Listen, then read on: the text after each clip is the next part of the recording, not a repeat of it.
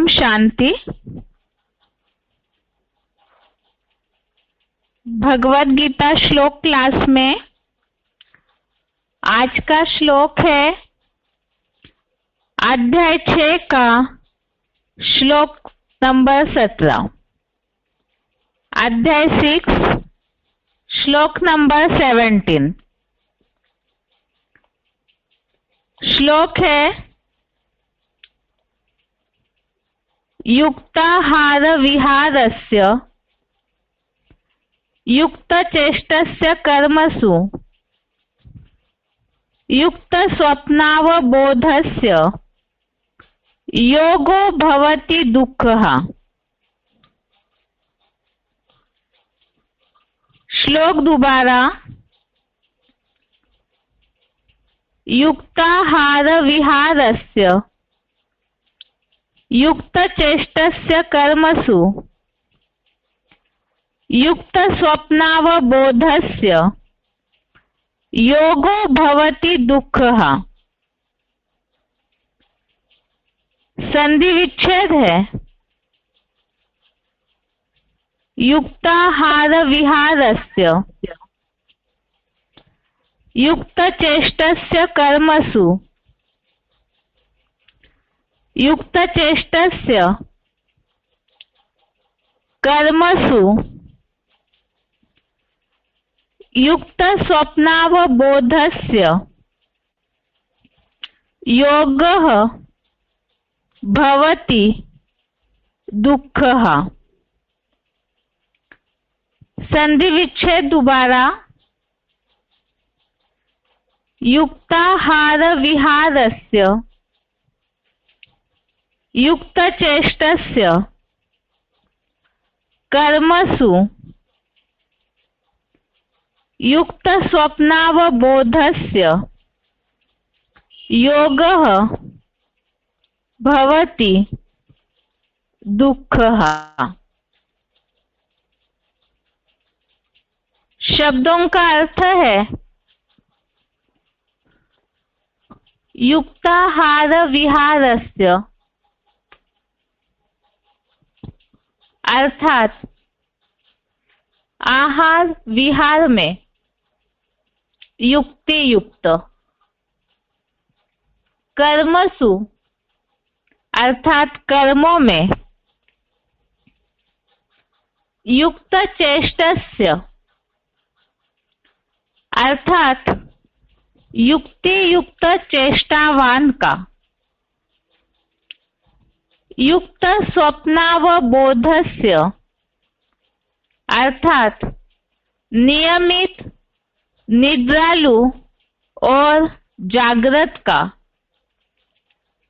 योगः अर्थात योग, दुःखः अर्थात दुःख हरता, भवति अर्थात होता है।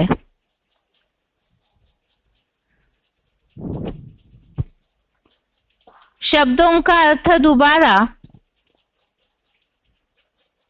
युक्ताहार विहारस्य अर्थात आहार विहार में युक्ति युक्त, कर्मसु अर्थात कर्मों में, युक्त चेष्टस्य अर्थात युक्ति युक्त चेष्टावान का,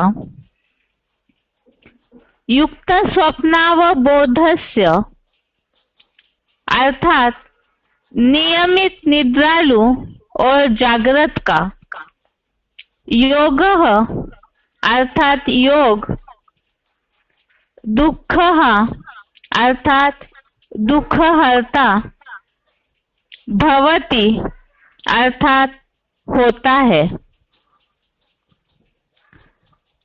श्लोक का अर्थ है आहार विहार में युक्ति युक्त, कर्मों में युक्ति युक्त चेष्टावान का, नियमित निद्रालु और जागृत का योग दुख हरता होता है। श्लोक में क्लैरिफिकेशन का अर्थ ज्यादा नहीं है, इसलिए क्लैरिफिकेशन सहित अर्थ भी पढ़ते हैं। आहार विहार में युक्ति युक्त, कर्मों में धर्मानुकूल, युक्ति युक्त चेष्टावान का। इसी प्रकार सदाकाल नियमित निद्रालु और जागृत का योग दुख हरता होता है।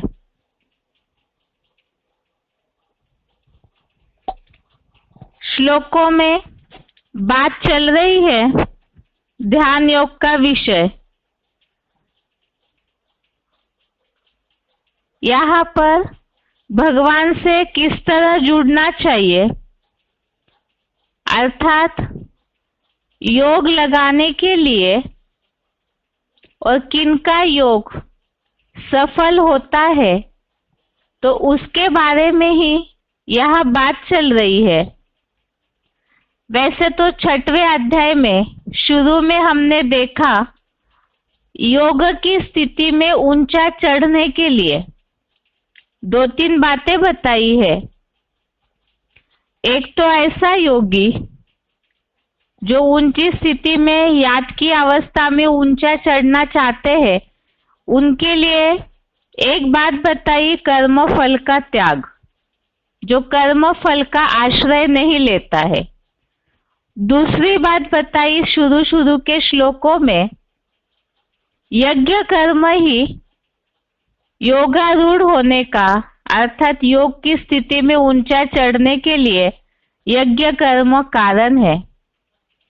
और तीसरी बात, मनसा संकल्पों से सर्व संकल्प सन्यासी, अर्थात संकल्पों से पूर्णतः त्यागी।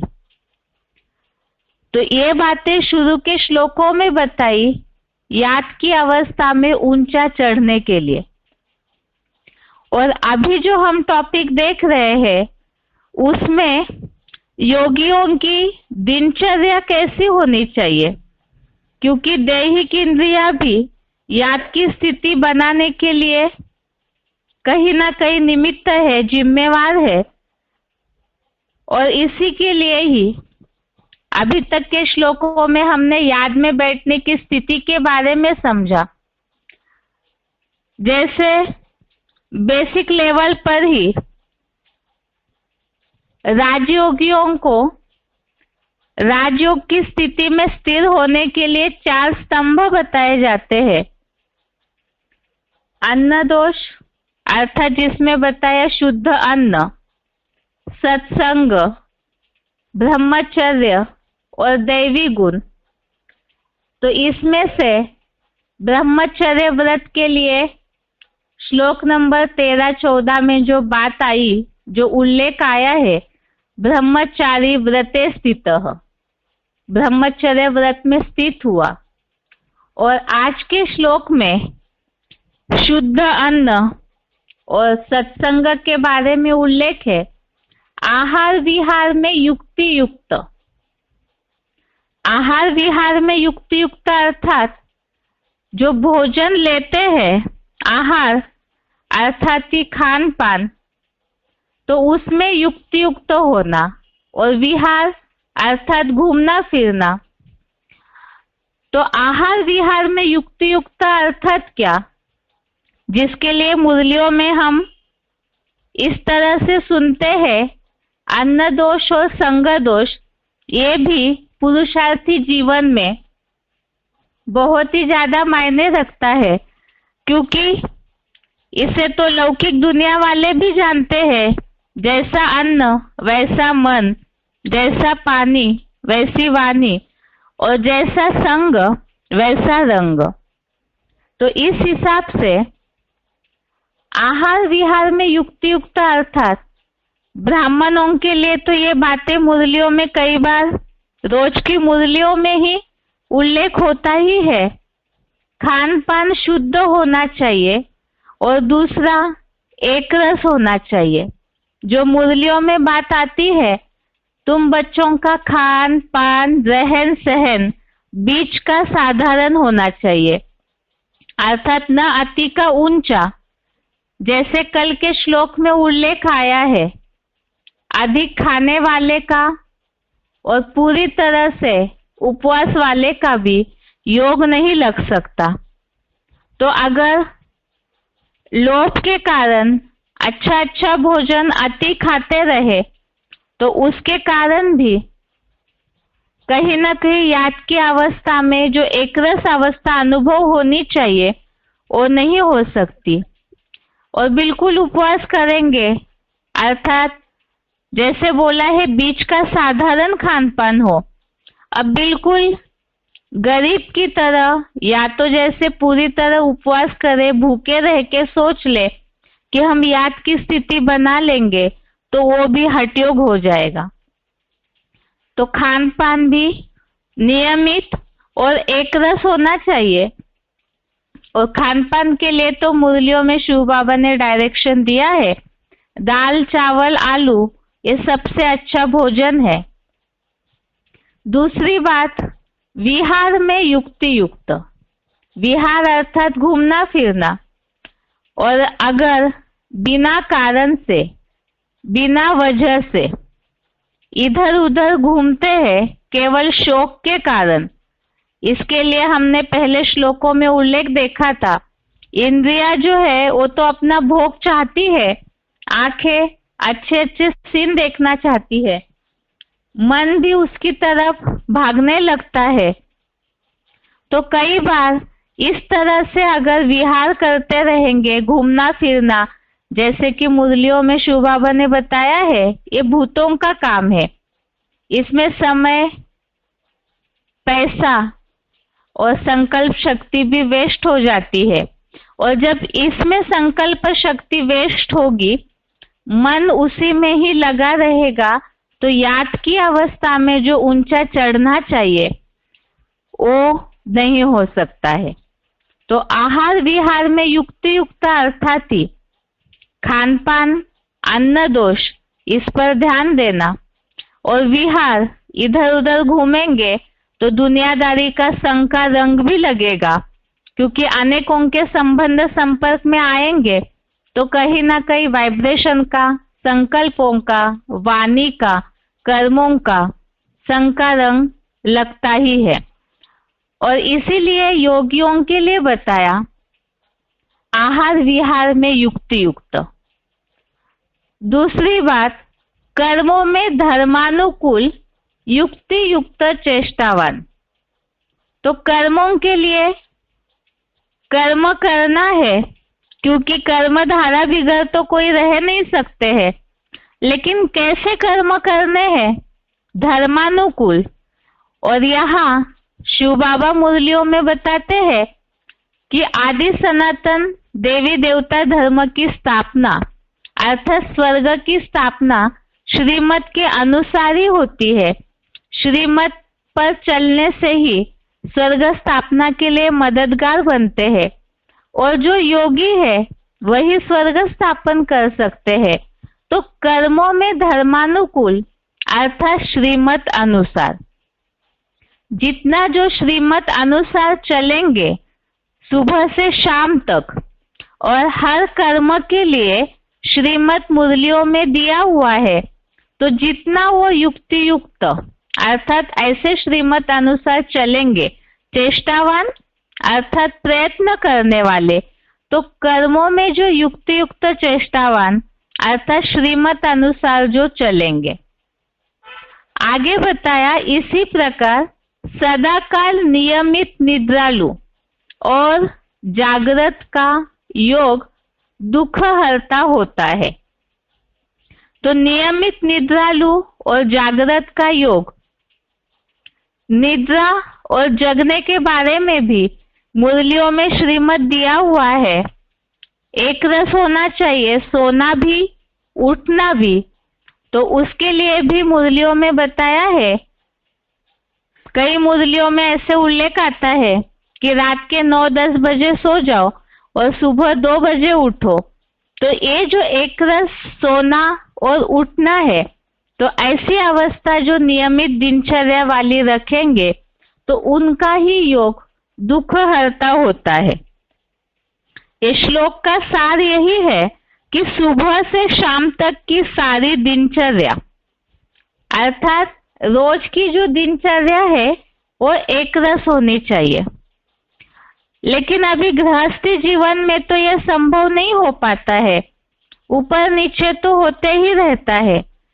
लेकिन इसके लिए भी कई बार ऐसे होता है, इंद्रिय सुखों के कारण, मनोरंजन के कारण या अलबेलेपन के कारण भी सोने उठने का समय, खान पान, इसमें जो एक रसता होनी चाहिए या जो नियम पूर्वक चलना चाहिए वो नहीं हो पाता है। समस्याओं के कारण अगर कभी कभार होता है तो अलग बात, लेकिन अलबेलेपन से जो होता है, अगर ऐसे होगा तो याद की जो अवस्था ऊंची चढ़नी चाहिए वो नहीं चढ़ सकती है।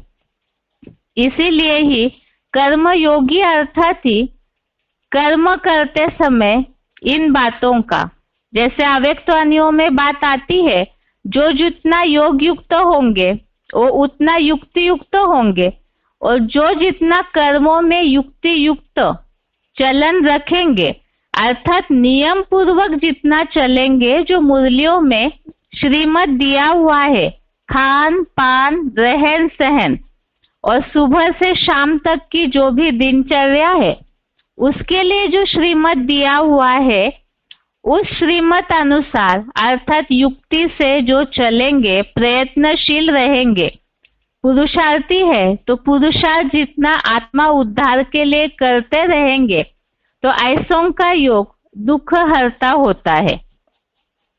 ये श्लोक पुरुषार्थी जीवन के लिए सबसे अच्छा है। अगर याद में बैठने के बाद मन की अवस्था एकाग्र नहीं होती है, या तो जो अनुभव याद में बैठने के बाद शांति का होना चाहिए, सुख का अनुभव होना चाहिए, या जिस तरह से याद में बैठते ही हल्केपन की अवस्था का अनुभव होना चाहिए, वो यदि नहीं होता है तो इस श्लोक के अनुसार अपनी चेकिंग करनी चाहिए कि क्या हम मुरलियों में या भगवत गीता में जो बातें बताई है उस अनुसार चल रहे हैं या नहीं चल रहे।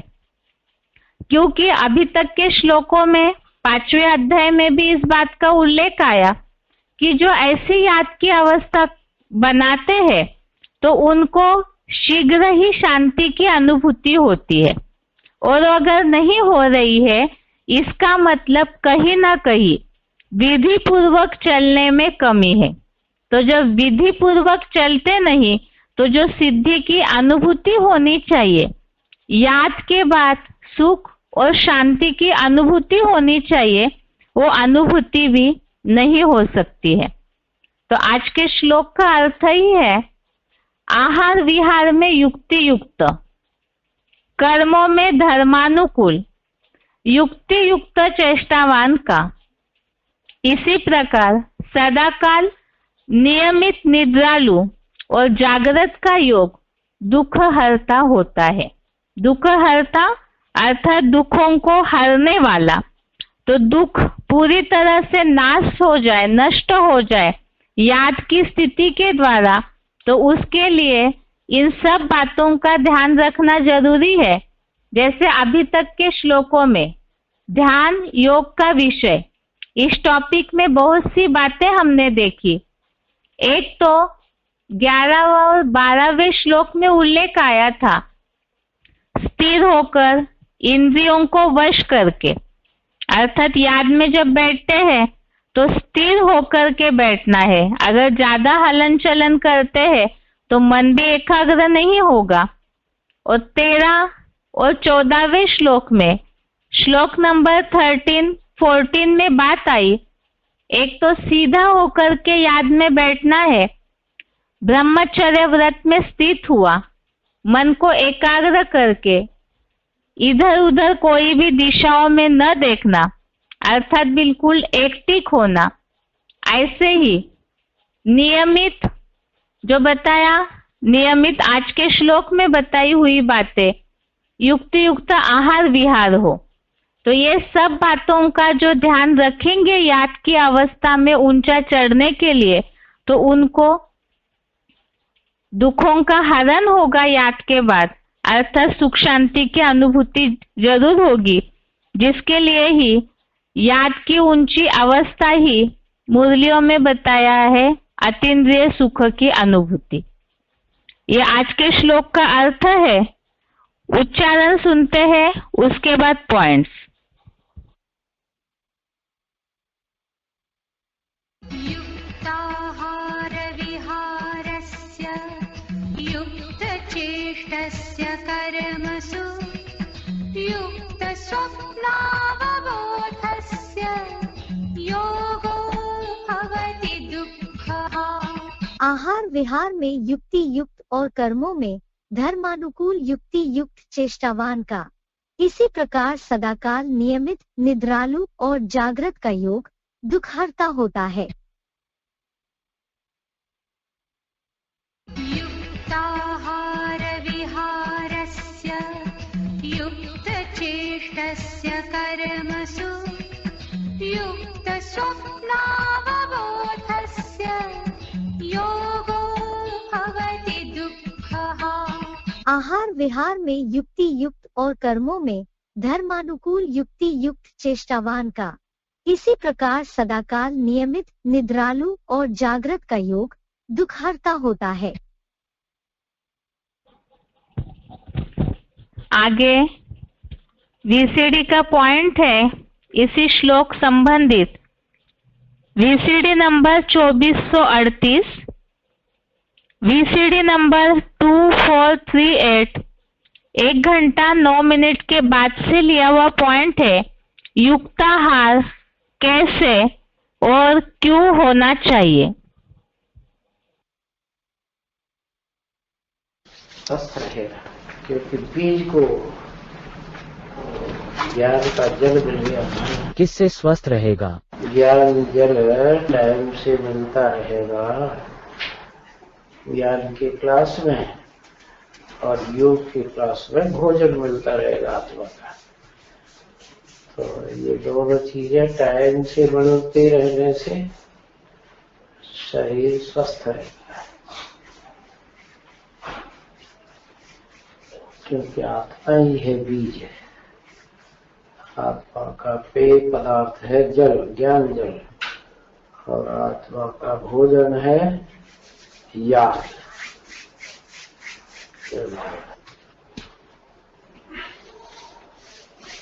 नारायण तो सदा ही ज्ञान में लिप्त रहता है ना? नारायण ज्ञान में रहता है तो यथा राजा तथा कैसी होगी?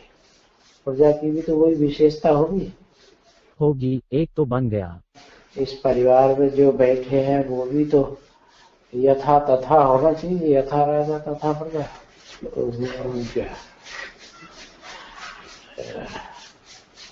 ये भी तो वसुधैव कुटुंबकम का फाउंडेशन पड़ रहा है, नीचे से लेकर ऊपर की सीढ़ियां चढ़ रही हैं।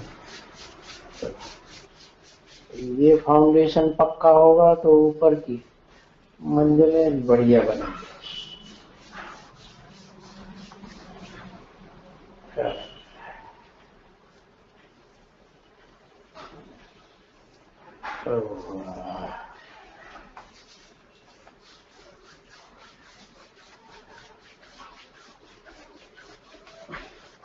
पास तो कर रहे हैं, सबस करता है। एक रो रो के पास करो, एक खुशी खुशी पास करो। जन्म जन्मांतर का भाग्य कैसे बनेगा? खुशी खुशी। तो पास करने वाला वर्ष बता दिया, ये वर्ष में पास पास पास, तो पास में तो है ही, नजदीक तो है ही। ज्ञान योग में भी नजदीक हो जाए और साथ में तो अच्छा है ना। हाँ जी हाँ जी हाँ जी हाँ जी करते रहते हैं तो सोते रहते। युक्त आहार विहारस्य युक्त चेष्टस्य कर्मसु युक्त चेष्टस्य कर्मसु। इसका क्या मतलब है? कर्मों में युक्त युक्त चलना है। कौन सा कर्म करना जरूरी है, कौन सा कर्म करना जरूरी है, क्या कर्म करने से भाग्य बनता है, क्या कर्म न करने से भाग्य बिगड़ता है।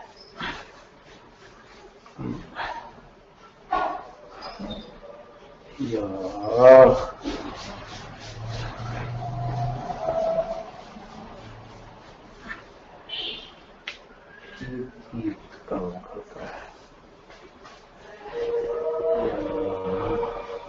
युक्त उपयुक्त आहार लेना है, युक्त युक्त आहार भोजन लेना है, युक्त युक्त विहार करना है। आहार विहार से युक्त कर्म से चित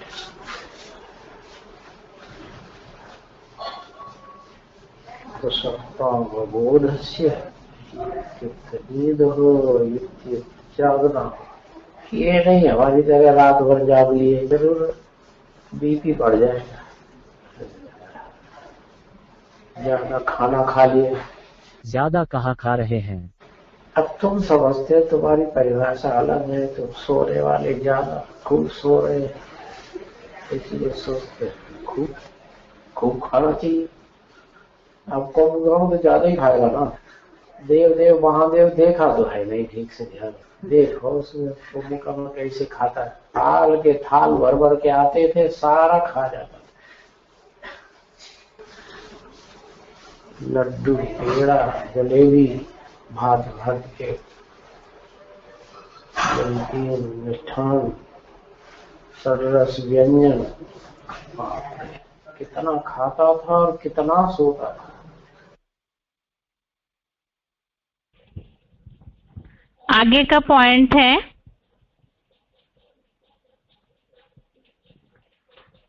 selected point number 469, selected point number 469, युक्ति युक्त अर्थात श्रीमत अनुसार चलन।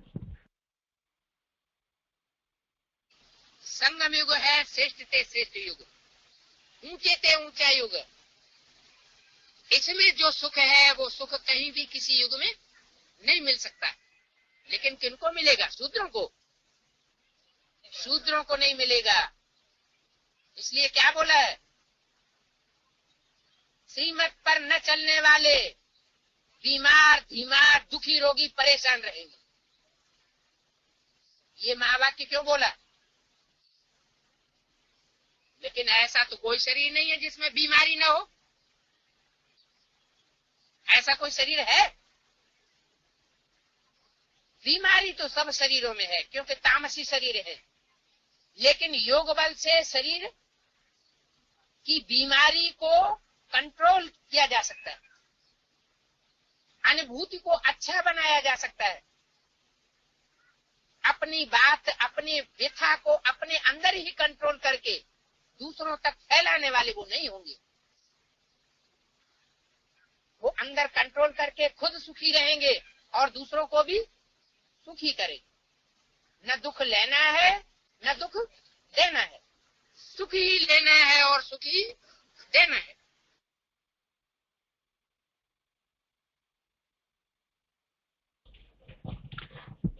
पॉइंट में जैसे बात आई है कि श्रीमत अनुसार जो नहीं चलते हैं वो बीमार धीमार दुखी रोगी परेशान होंगे। तो श्रीमत अनुसार चलेंगे तो जैसे बताया योग बल से बीमारियों को कंट्रोल कर सकते हैं, अर्थात दुखों को भी निवारण कर सकते हैं। आगे का पॉइंट है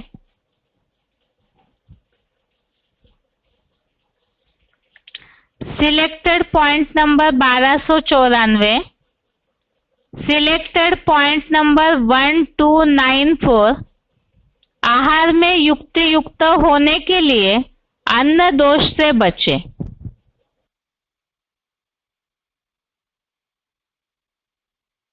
अन्न दोष और संग दोष हो रहा है कैसे? तो कैसा अन्न दोष से और संग दोष से कैसे बचना चाहिए?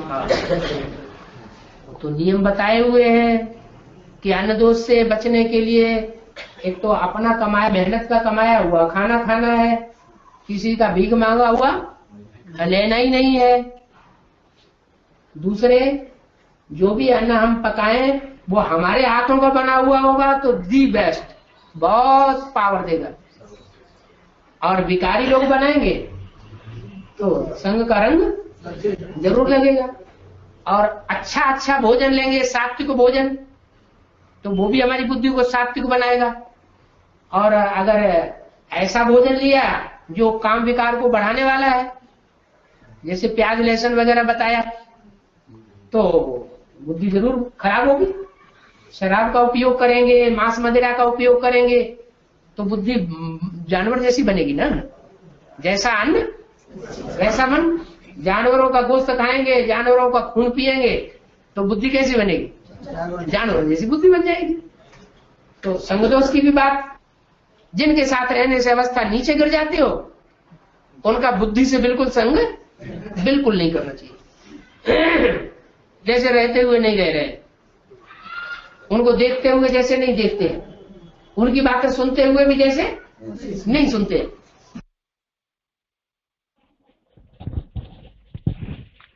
श्लोक में जो बात आई है आहार विहार में युक्ति युक्त, तो इसमें पॉइंट में बात बताई, आहार में शुद्धता होनी चाहिए, अर्थात एक तो अपने हाथ का बना हुआ भोजन खाए। दूसरी बात, जानवरों का अगर मांसाहार वगैरह सेवन करते हैं तो उससे बुद्धि भी वैसी ही तामसी बनेगी। विकारों को बढ़ावा देने वाला भोजन जैसे प्याज लहसुन वगैरह खाते हैं तो उससे बुद्धि पे जरूर असर होगा। तो इसीलिए आहार में युक्ति युक्त अर्थात शुद्ध सात्विक भोजन। आगे का पॉइंट है selected point number 13, selected point number 13, class में नींद आने का कारण। अर्थात याद में बैठते समय नींद आती है, सिर भारी हो जाता है, ठीक से याद लगती नहीं है, तो उसका कारण।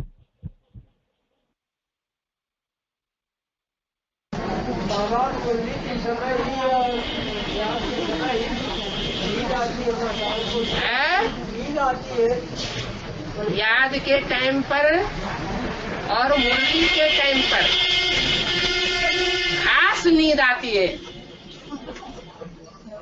और सारे दिन के टाइम पर नींद नहीं आती है। रात को सोते हैं तो भी नींद नहीं आती है, यहाँ तक कि अमृत वेला में सो जाता है। तो इसका क्या कारण है कि जब मुरली का टाइम आता है तब नींद आती है, याद का टाइम होता है तब नींद आती है।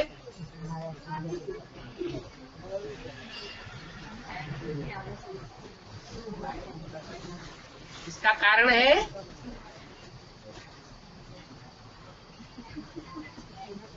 तिरसठ जन्म जो पाप किए हैं उनका 1 गुना पाप चढ़ता है, और ब्राह्मण जीवन में आने के बाद, बाप को पहचानने के बाद वो कड़े कड़े पाप बार बार करते हैं, तो 100 गुना बोझ चढ़ते चढ़ते बुद्धि जाम हो जाती है। और जब बुद्धि जाम हो जाती है, आत्मा कमजोर हो जाती है, तो दूसरे दूसरे धर्म की जो आत्माएं हैं, जो ब्राह्मणों की दुनिया में कमजोर ब्राह्मण बन करके शरीर छोड़ रही है, वो आत्माएं प्रवेश करती है आत्मिक स्थिति में न रहने वालों के ऊपर, और उनको अपने अधिकार में कर लेती है। वो न खुद ज्ञान सुनना चाहती है और न दूसरों को सुनने देना चाहती। इसलिए वो कुंभकर्णों का हुजूम है। ये भारतवासी कुंभकर्ण है जो न खुद ज्ञान सुनते हैं और न बाबा के बच्चों को ज्ञान सुनने देते। इसलिए जिनको ज्यादा नींद आती है उनके लिए बाबा ने एक दवाई बताई है, वो कई बार सुनी भी होगी। एक ड्रापर में सरसों का तेल डाल के रखो जेब में, और जैसे ही नींद आए आधा बूंद लिया, एक आंख में लगा दिया, आधा पौना घंटा तक उसका असर रहेगा, नींद नहीं आएगी। आधा पौना घंटे के बाद जब दोबारा नींद आए तो दूसरी आंख में आधा बूंद लगा दो। आगे का पॉइंट है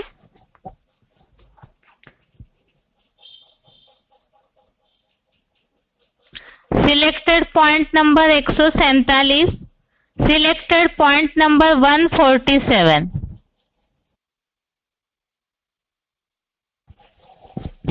क्लास में नींद आने का कारण। अगर वैसे आधा घंटा जब क्लास में ही बैठे, बाबा सामने बैठे होते हैं, दृष्टि देने के लिए नजर सामने आती है और तभी नींद आ जाती है, तो ये क्या करना है? अच्छे कर्म करना है, अच्छी बातें करनी है। सुख देंगे तो सुख मिलेगा, दुख देंगे तो दुख मिलेगा, ज्ञान देंगे तो ज्ञान मिलेगा, अज्ञान देंगे तो अज्ञान मिलेगा। कोई को बुद्धू बनावेंगे, अंधा बनावेंगे तो अंधे बनेंगे, सोजरा बनावेंगे तो सोजरे बनेंगे। अब अगला कोई जन्म तो आने वाला है नहीं, आएगा नहीं आएगा। हिसाब किताब पूरा कहाँ होना है? यहाँ का यही हिसाब किताब पूरा हुआ। अभी अभी कर्म करो, अभी अभी उसका फल हाजिर हो जाएगा।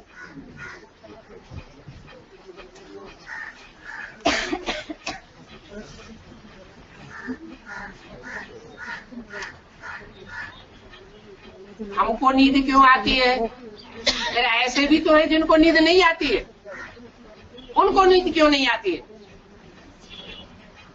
अमृत वेले भी उन्हें नींद नहीं आती है और बाबा के सामने बैठ करके भी नींद नहीं आती है। कोई तो कारण होगा।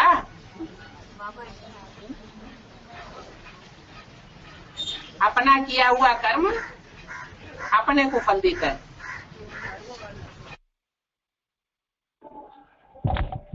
श्लोक में बात आई है कर्मों में धर्मानुकूल। तो जैसे पॉइंट में बात बताई है, अगर कर्मों में ध्यान नहीं दिया होगा, श्रीमत अनुसार कर्म नहीं होंगे, तो उस कारण भी पाप के बोझ से भी नींद आती है। आगे का पॉइंट है VCD number 106, VCD number 106, 7 minute के बाद से लिया हुआ पॉइंट है। युक्ति युक्त ही योग युक्त हो सकता है। तो ब्राह्मण जीवन अर्थात कर्मयोगी जीवन,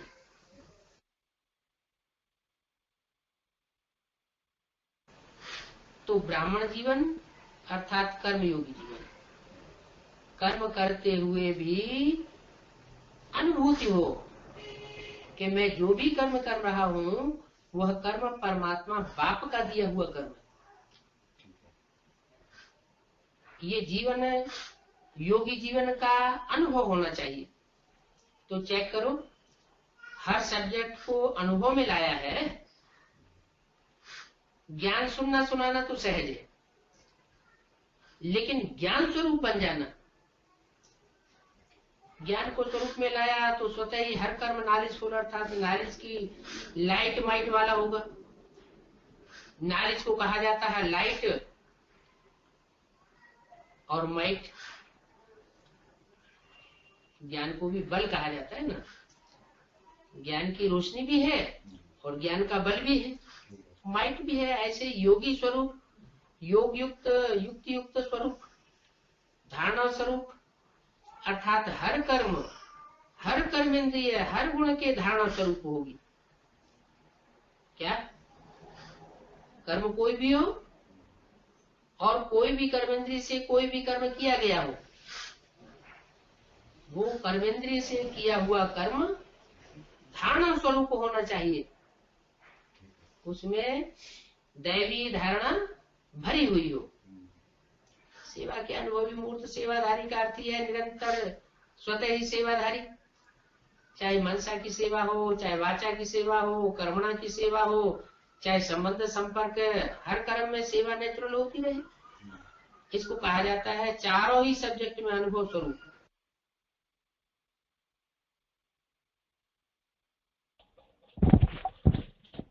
पॉइंट में बात आई है कर्मयोगी की, अर्थात ही जो जितना कर्मों में श्रीमत अनुकूल और धारणा स्वरूप होकर के कर्म करेंगे तो वो निरंतर योगी भी बन सकते हैं। आगे का पॉइंट है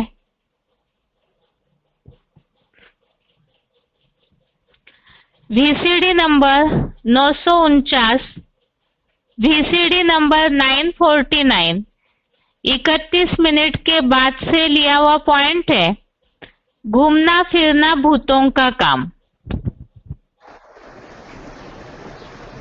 अभी तो तुम बच्चों को ये देखने करने का भी शौक नहीं रह गया है। तुम बच्चों को टाइम वेस्ट ही नहीं करना है। घूमना फिरना किसका काम हो जाता है? भूतों का काम हो जाता है।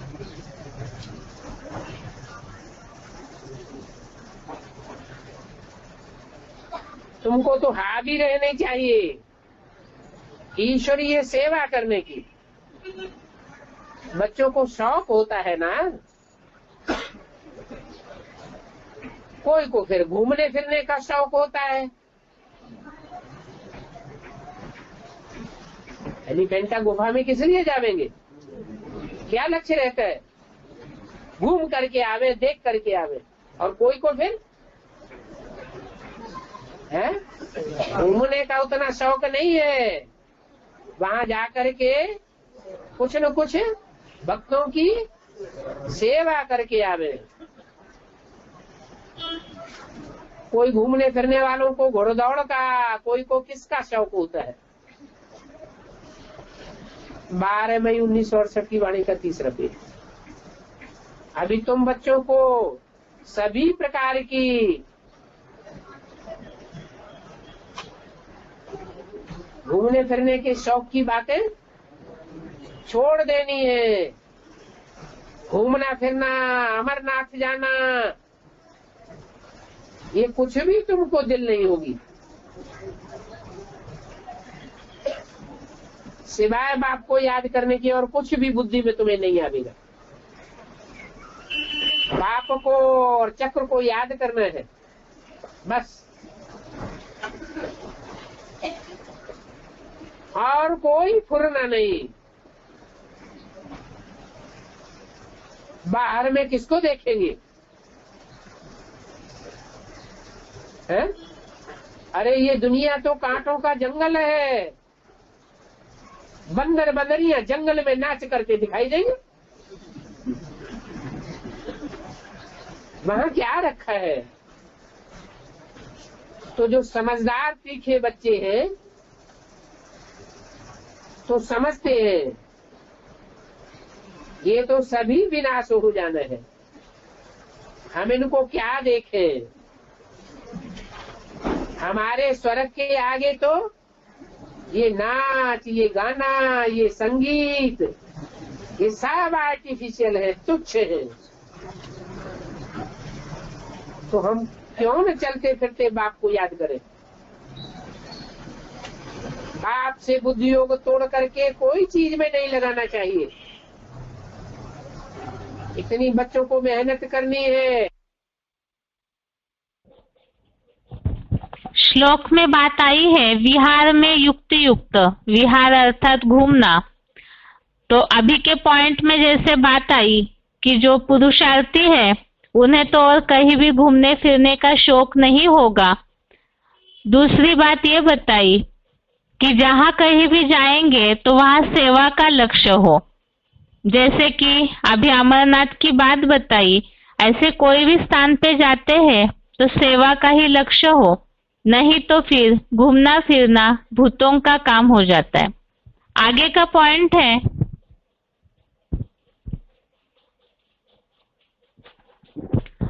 श्लोक संबंधित कुछ अव्यक्तवाणी के पॉइंट्स है।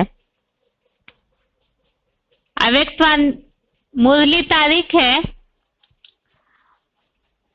21 मार्च 1976, मुरली डेट 21 मार्च 1976। पॉइंट है सच खाना, सच बोलना, सच पहनना, यह भी अभी की बात है। जबकि बाप आकर सिखलाते हैं उनसे हर बात में सच्चा रहना चाहिए। पॉइंट दोबारा, सच खाना, सच बोलना, सच पहनना, यह भी अभी की बात है। जबकि बाप आकर सिखलाते हैं उनसे हर बात में सच्चा रहना चाहिए। तो यहाँ आहार और पहनना अर्थात जो भी रहन सहन है वो सब सच होनी चाहिए, अर्थात ही श्रीमत अनुसार हो। अगला पॉइंट है मुरली तारीख 25 जुलाई 1976, मुरली डेट 25 जुलाई 1976। शरीर को निरोगी तंदुरुस्त रखो, गफलत न करनी है।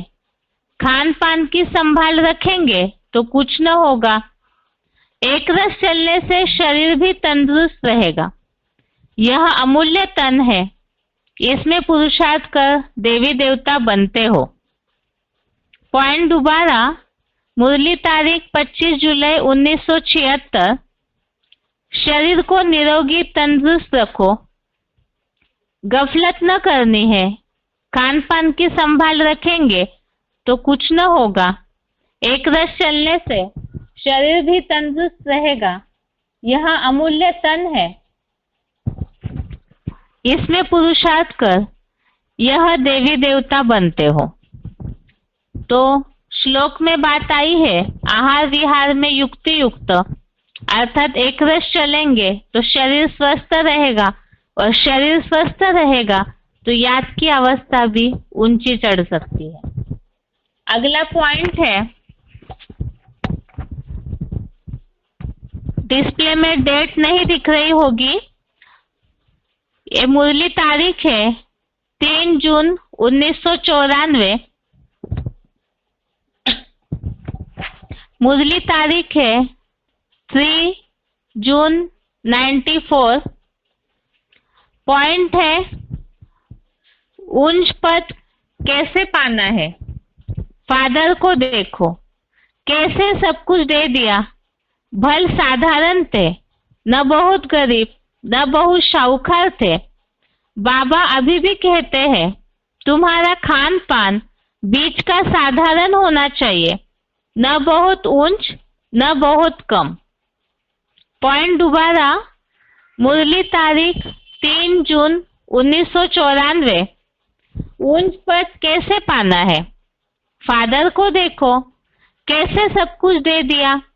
भल साधारण थे, न बहुत गरीब न बहुत शाहूकार थे।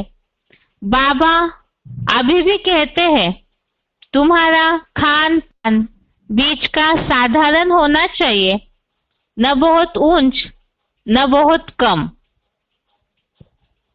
तो पॉइंट में जैसे बात आई है, श्लोक में जो उल्लेख है आहार विहार में युक्ति युक्त, अर्थात ही साधारण हो, न ऊंचा न बहुत कम, अर्थात गरीबों जैसा। आगे है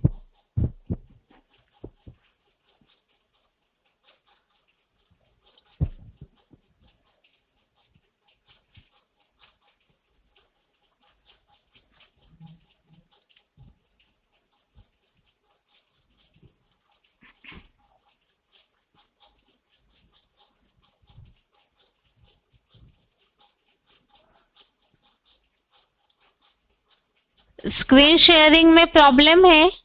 बाकी पॉइंट है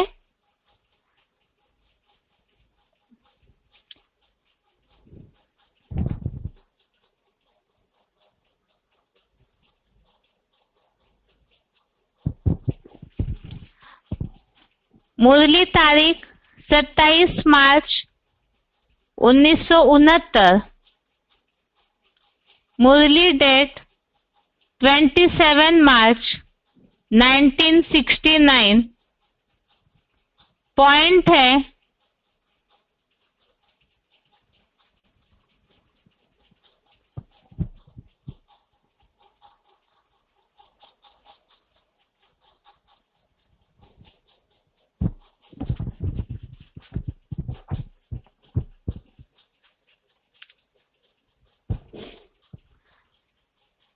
मुरली तारीख 27 मार्च 69।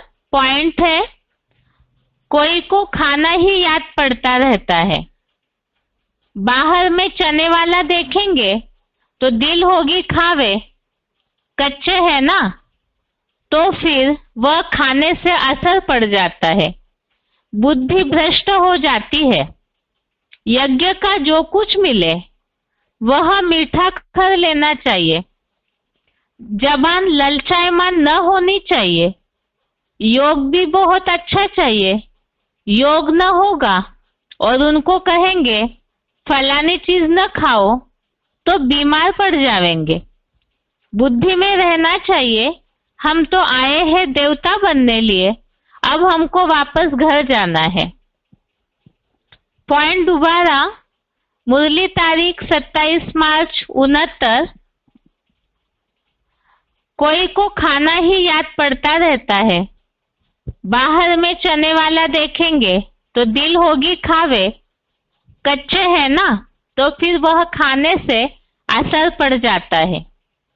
कच्चे है अर्थात पुरुषार्थ में, याद में, ज्ञान में कच्चे है तो वो खाने से असर पड़ेगा।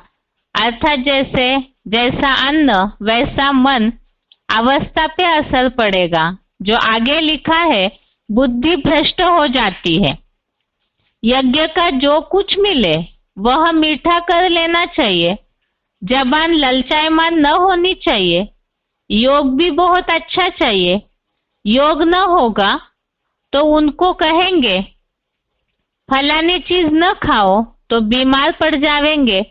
बुद्धि में रहना चाहिए हम तो आए हैं देवता बनने के लिए, अब हमको वापस घर जाना है। तो यहाँ खान पान की बात के लिए बताया कि इस तरह अगर लालच आता है, ललचायमान हो जाते हैं तो फिर जो अवस्था होनी चाहिए वो महसूस नहीं कर सकेंगे। आगे है अव्यक्तवाणी तारीख 9 दिसंबर 1989, अव्यक्तवाणी डेट 9 दिसंबर 1989। विधि पूर्वक खाने से सिद्धि प्राप्त होती है, खुशी होती है, निरंतर याद, सहज खान पान भी शुद्ध होना चाहिए। 36 प्रकार के भोजन तो वहां मिलेंगे, यहाँ साधारण रहती है। पॉइंट दोबारा, अव्यक्तवाणी तारीख 9 दिसंबर 1989। विधि पूर्वक खाने से सिद्धि प्राप्त होती है, खुशी होती है, निरंतर याद, सहज खान पान भी शुद्ध होना चाहिए। 36 प्रकार के भोजन तो वहां मिलेंगे, यहाँ साधारण रहती है। तो जो विधि पूर्वक अगर खान पान रहे तो सिद्धि प्राप्त होना अर्थात पुरुषार्थ में जो अवस्था महसूस होनी चाहिए वो महसूसता होगी। जो आज के श्लोक में बात आई है, योग की अवस्था में निरंतर योग जो है वो दुख हरता होता है, तो आहार में अगर विधि पूर्वक रहेंगे तो उससे सिद्धि प्राप्त होगी। अगला पॉइंट है मुरली तारीख 16/7/1976, मुरली डेट 16 जुलाई 1976। रहना है न बहुत ऊंच न बहुत कम, सब बात में सहनशीलता चाहिए। स्तुति, निंदा, जय, पराजय, सर्दी, गर्मी, यह सब कुछ सहन करना पड़ता है। समय ही ऐसा है, पानी न मिलेगा, यह न मिलेगा, सूर्य भी अपनी तपत दिखावेगा। पॉइंट दोबारा, मुरली तारीख 16 जुलाई 1976। रहना है न बहुत ऊंच न बहुत कम, सब बात में सहनशीलता चाहिए। स्तुति, निंदा, जय, पराजय, सर्दी, गर्मी, यह सब कुछ सहन करना पड़ता है। समय ही ऐसा है। पानी न मिलेगा, यह न मिलेगा, सूर्य भी अपनी तपत दिखावेगा। तो पॉइंट में रहन सहन की बात आई है, न ज्यादा ऊंचा न बहुत गरीबों जैसा, सब बातों में सहनशीलता हो। तो जितना ऐसे आहार विहार में और कर्मों में युक्ति युक्त होंगे, आहार विहार भी श्रीमत अनुसार और कर्म भी श्रीमत अनुसार होंगे, तो ऐसों का योग अर्थात याद की स्थिति दुखों को हरण करने वाली होगी, अर्थात उनकी याद की स्थिति अच्छी बनती जाएगी। ये आज के श्लोक संबंधित पॉइंट्स हो गए। इसके साथ ही गीता क्लास पूरा होता है। ओम शांति।